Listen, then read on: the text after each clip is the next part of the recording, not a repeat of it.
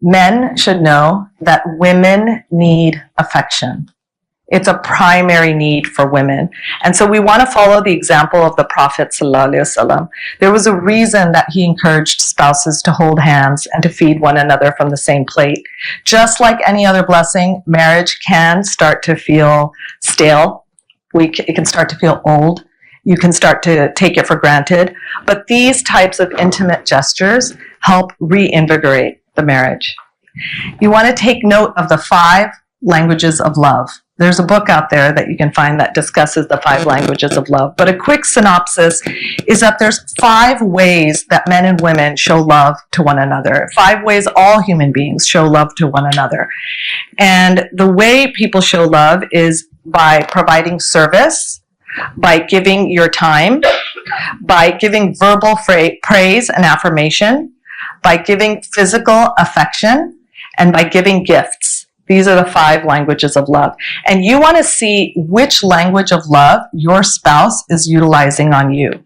If you have a different language of love, your spouse may not notice your language of love because they can't hear it because you're speaking a different language. And I'll give you a case in point.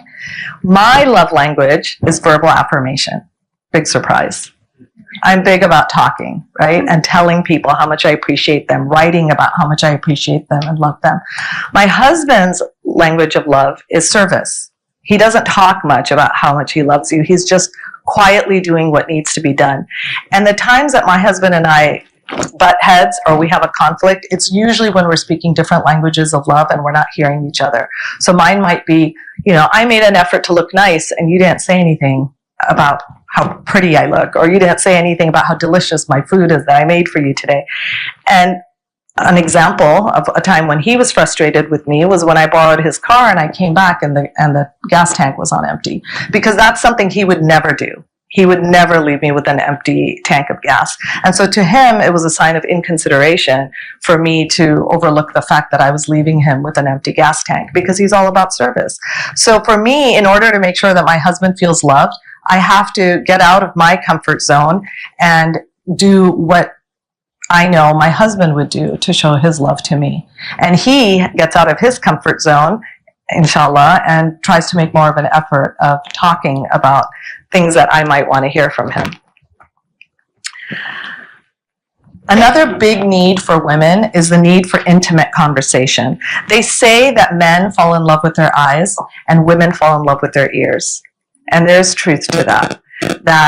There's a reason women love poetry, and there's a reason women love deep and intimate conversations, and why they like to get on the phone with their friends and talk to them for a long time.